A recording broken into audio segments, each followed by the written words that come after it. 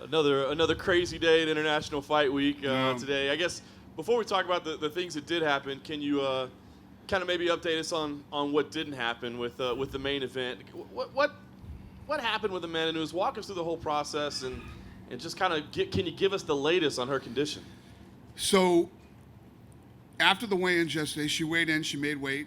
Then leading up to the ceremonial weigh-ins, I got a call that she wasn't feeling well. And it was questionable whether she was going to show up to the ceremonials because the doctor needed to see her and, they needed to find out what was going on with her. So she does them. Everything's good. This morning I wake up and I hear that she's not feeling well again and she wants to, no, she's not feeling well again and she's probably not going to fight. So I asked the doctors what's wrong with her. She was medically cleared. She was physically okay. They found nothing wrong with her. But she didn't feel right. And she just says, so I'm not going to fight? I mean, she refuses to fight? I mean, I know you can't, I guess you can't physically make somebody. No, you can't make anybody fight. It's not that she, is like, I'm just absolutely refusing to fight. She said, I don't feel right. I don't feel good. I think that it was, 90% mental and maybe 10% physical. She probably didn't feel right. I mean, I think a lot of fighters have had times where they don't feel right, and then we've had guys who are outright sick. There's situations like our maniac Cowboy Cerrone, who calls me last week or 2 weeks ago, or whatever it was.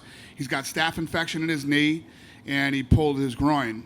He had a bruise from the inside of his knee all the way up to the top. And he's like, but you know what? The doc's saying, but it's true. Dr. Davidson was saying, we're getting him the antibiotics that he needs, and he'll be ready to go by that night. And I said, you don't want to fight Robbie Lawler in this condition. So let's push it back 10 days or 2 weeks or whatever it is. And we did. These situations arise all the time. I don't know if I've ever had a situation like today, though, where she was, physically capable of fighting. So, I mean, she's on a fantastic run, but how does that impact? I mean, does that concern you moving forward? Like, can I put this woman in a main event slot? And yeah, I won't do that again. I won't main event that title again. It sounds like you said earlier today, maybe Edmonton for the reschedule for this fight. What needs to happen to make that official? I mean, is that the plan for sure, or is it still kind of up in the air? No, that's the plan. We're working on it. That's what I would say. We would do that. Makes sense. Okay, appreciate those updates. Let's just ask about what did happen. Robert Whitaker looked fantastic. I can just give your thoughts on what was an incredible performance. Now you got maybe a new star at just 26 years old, first Australian champ. Oh, so he looked incredible. If you look at his fight against Jacare, I said leading up to that fight, this fight's going to be determined by the first clinch. They're in the clinch. He got out, started landing bombs. Then you see him in this fight against Yoel Romero, where he has basically one leg 2 minutes into the first round. And the takedown defense was unbelievable work in the clinch. One of the things I got to point out, because I would listen in between every round, his corner work was insane. His cornerman did such a great job of coaching him through, round by round and trying to take the focus off his leg. He was incredible. He looked incredible. And last thing for me, you brought Michael Bisping into the cage. You still got the George St. Pierre thing out there where he's saying he wants to fight. I mean, do we know for a fact that this is the fight without question that will happen? And could it happen in Australia? An Australian event was announced tonight. Is it possible that fight could take place there? The George St. Pierre ship has sailed. That fight's not happening, obviously. I've been saying that now for a while. I had a press conference for that fight, and it never happened. So, we had to move on. And if you look at what happened tonight, both of these guys, the main event was awesome. It was such a great fight. This is the fight that should happen. This is absolutely the fight that should happen, and it's gonna. The funny thing is, you're asking me that. No, that's not. But I would love to do this fight in Australia. So I'm not saying we are, but I would love to. Hey, Dana, right over here. You talked on the post-fight show later this evening about the Alistair Overeem fight, and saying that that fight isn't really inspiring to fight for the title next. Who did you score that fight for in between Werdum and Overeem? Well, the crazy thing is, I don't think it's rocket science to know going to that last round. I felt like Werdum had to finish. I felt like Werdum had to finish him. How you can score a 10-8 in that fight? I don't know, man. I don't see it. To me, one guy has to get dominated so bad for a fight to be a 10-8, and the closest thing to it was the third round. Werdum had him out, he had him hurt, and he double legs him and lays on top of him for the rest of the fight, and he lets it go to the judges. So you can't be upset about that. You had the fight was there to win. He was standing up, he was out on his feet, and he was hitting him with shots at will, and he double legs him and lays on him the rest of the fight. What are you mad about?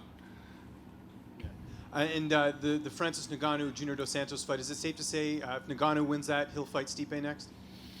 I don't know. Yeah, I don't know. We'll see how the fight goes, what happens, how he feels, and And you mentioned UFC 215. Is there any concerns at all about the commission, just with what happened with Tim Hague? I know there's been some talks about, potentially looking into that whole situation of what happened with him. I'm very confident in the people that we have, from Mark Ratner down, and the judges and referees that will, travel for an MMA event to be able to, it's not like it's our first trip to Canada either. I've been to Canada many times, and we have very competent people. There's a really bad stoppage tonight earlier on, and it was horrible. We had Joe Silva going crazy again tonight over that stoppage, but other than that, our people are pretty capable. Dana, right here to your left, front row. Just following up on the heavyweight division, looking at the rankings, who's already booked and that sort of thing. Obviously, Cain Velasquez comes up, but just any status update on him? Last I heard, he would be back around October or November. Okay.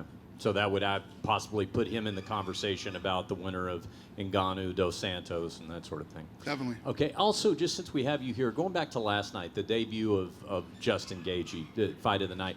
Conor McGregor casts a wide shadow over the lightweight division, but with him gone for the summer with boxing, it seems like this is an opportunity for any number of lightweights to really hijack the platform while he's not here, so that when he does come back, they have a chance to be somebody that he's going to have to reckon with. Do you see this as kind of a summer of opportunity for lightweights to emerge, put themselves in that conversation? Yeah, I mean, obviously that kid breaks into the top 5 with that performance, and you got Khabib and Tony out there too, and yeah, there's a lot of great fights to be made while they're waiting for Conor to come back. Thanks. So just to follow up on that, over to your right. Just to follow up on that, he was specifically calling out Tony. The 24 hours has passed. Can we match make that fight? Are you ready to do that? I actually still want to see Khabib versus Tony. So that fight's got to happen first. You're still committed. Doesn't have to happen first, but I kind of like to see it. Anything can happen. Anything is possible, but we'll see how this thing plays out. I know that Khabib is set up to come to Las Vegas and go to the Performance Institute and work with the nutritionist there and some therapists. But if he's not ready to fight, I do Gaethje and Tony. Yeah, it appears Tony wants it too. So he responded to Gaethje's call out. Basically said he'd do it if it was for an interim title. Cool. That's a statement, not a question. No, yeah, we'll see what happens.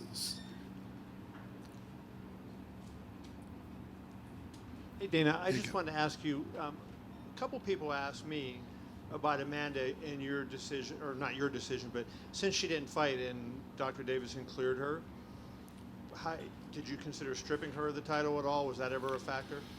No, I didn't consider that. We didn't pay her.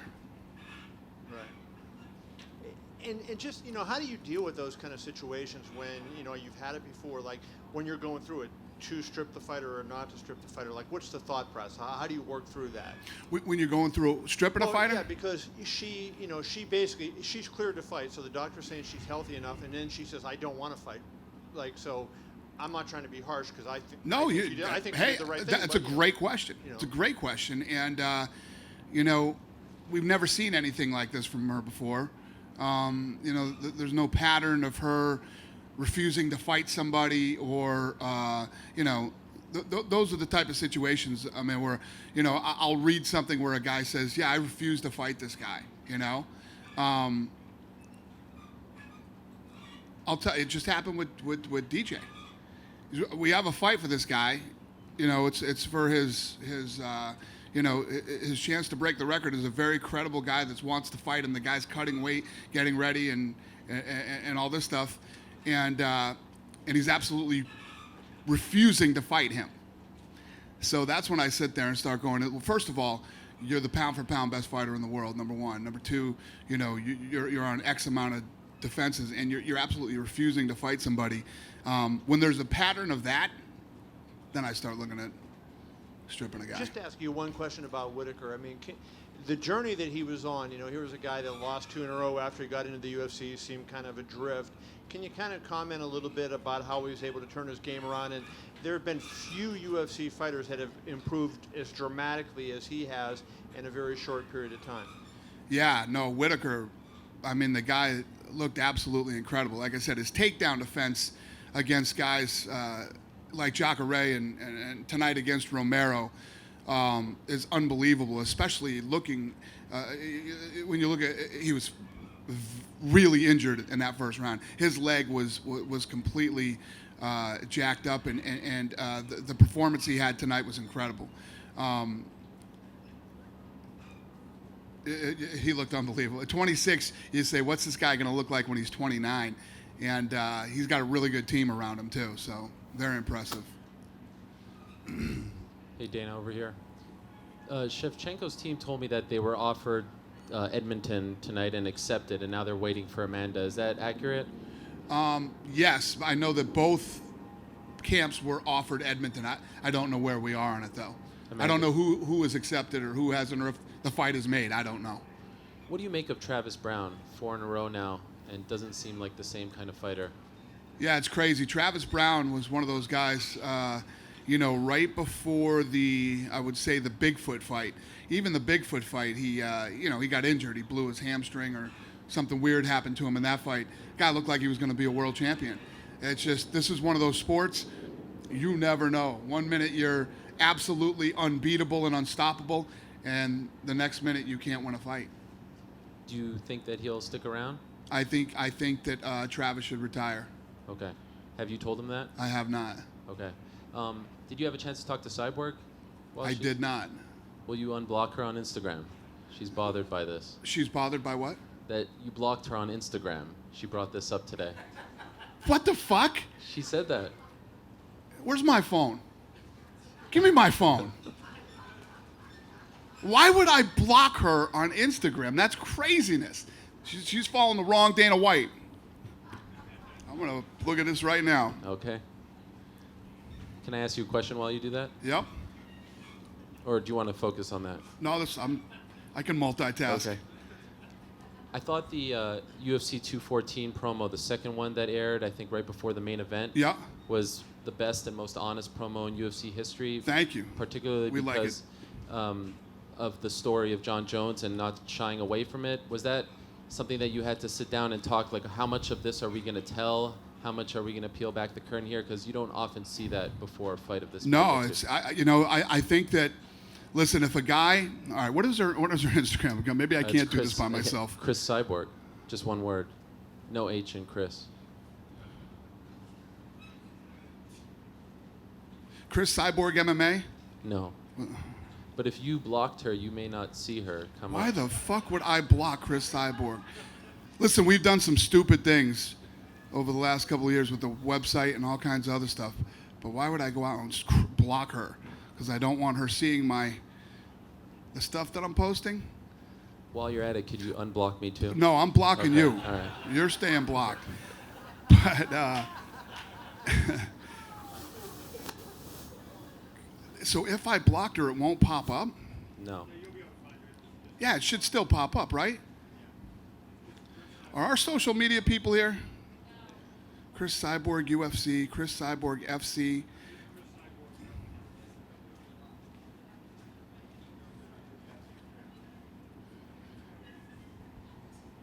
Help me.